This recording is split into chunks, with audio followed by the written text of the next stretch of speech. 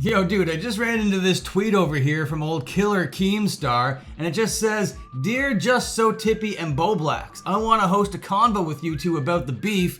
DM if interested." And Killer Keemstar, consider this my DM because I am interested. But why is a tweet from Killer Keemstar about Tipster and Bowblax so interesting? Well, today I'm gonna get into it in this poorly explained drama video. Hey, hi, hello, my name is Dan Frampton. I am the internet's most ruthless gatekeeper, and this is the art of slop. And after I saw this tweet from Killer Keemstar, my little slop brain went into overdrive, and I was like, you know what? I need to explore this Tipster Bowblax drama because yeah, this conversation absolutely needs to happen. And Keemstar's kind of the only guy on the internet to make this kind of thing happen. So you probably don't need an introduction to Keemstar, but for those uninitiated, I will give you the 411, the speed run of who Keemstar is. He used to run this show called Drama Alert that got millions of subscribers that just went through all the dramas on the internet at the time. He got into his own drama just about as often as he talked about other people's drama. All in the process, he kind of learned how to calculate these dramas for his own business gain, and Keemstar kind of turned himself into a bit of a millionaire off of the back of internet drama.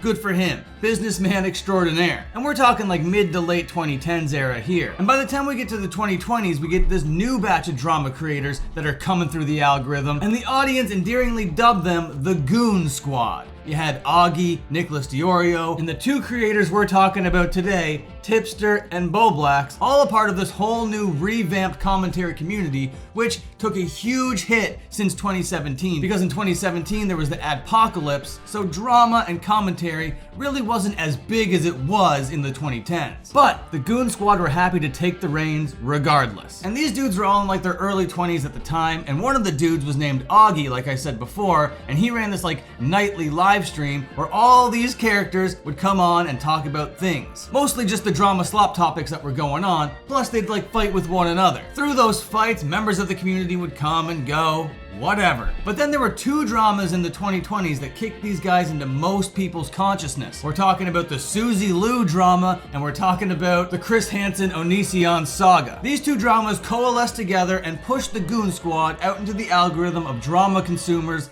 all across the internet. Tipster's role in the whole thing was basically just reading articles on his channel. He amassed over 100,000 subscribers just reading drama articles, and then Bowblax, same kind of thing, he just read, but he read tweets rather than articles, and he too garnered hundreds of thousands of subscribers off the back of this kind of behavior as well. And through the beginning of the 2020s, all these dudes were chill, everyone was friends, whatever. But of course the heat got very hot. There was a John Swan situation. I'm not here to talk about the John Swan situation, but the point I'm trying to make is that there was interpersonal drama going on with the Goon Squad that made it clear that they weren't really on strong footing. Nicholas and Augie respectively would step back for a little bit, but Bowblax and Tipster would try to go extra hard during this time, and in the process, they ruined their reputation and their friendship along with it. Tipster got wrapped up with Keffals. Keffals was feuding with the Goon Squad. Tipster chose Keffals, thus the split in their friendship. Tipster went one way, lost all of his audience in the process. Bowblax went another way. He didn't lose all of his audience yet. Instead, what Bowblax did is he started a second channel called Mayo Monkey, and he would run these nightly live streams called bully streams.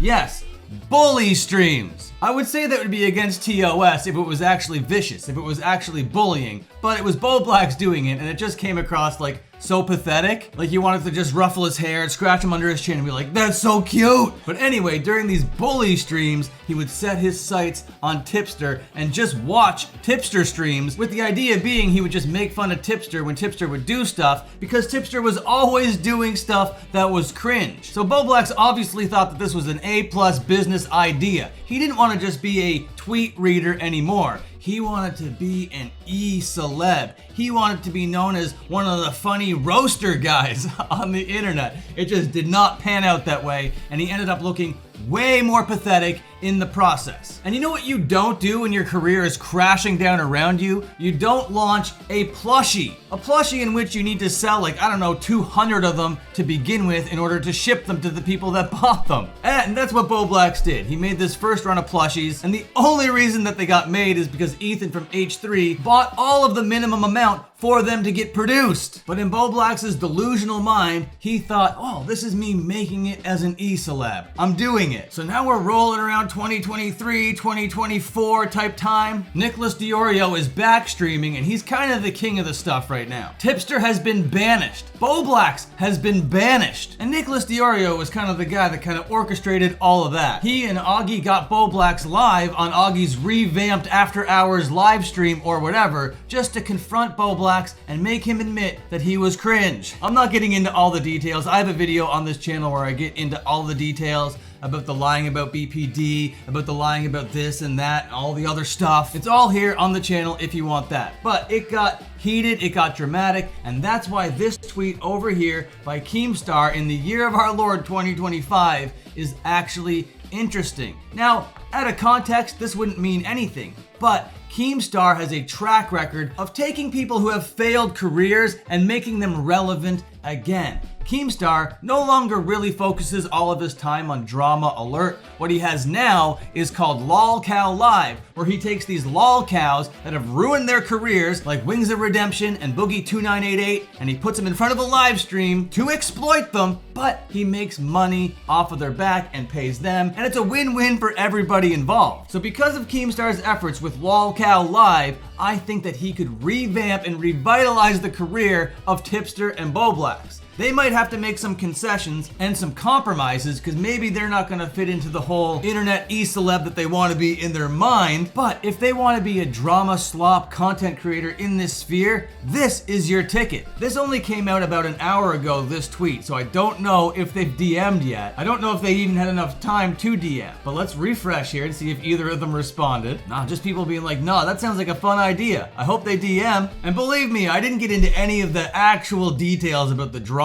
between these two and within this community. The point of this video that I made today is to express my interest in this tweet, because this has the potential to really be something. This could be the seeds to a really bright content future for Tipster and Bowblax, because the commentary audience knows about Tipster and Bowblax and would be 1,000,000% interested in whatever the hell this is over here. Tipster can't get an audience on his own. Bowblax can't get an audience on his own. If those two dudes tried to coordinate, there's no way that they'd be able to make it happen. But Keemstar, with his track record, with his money, with his audience, with his platforms, could be the voice, person, and persona to bring this all together. And I'm here to tell you that would be money for the internet. But as far as me, for now, that's the end of this video. Goodbye, see you later, and have a good one. I'm Mr. King Dice. I'm the gamest in the land. I never play nice. I'm the devil's right-hand man. I can't let you pass, 'cause you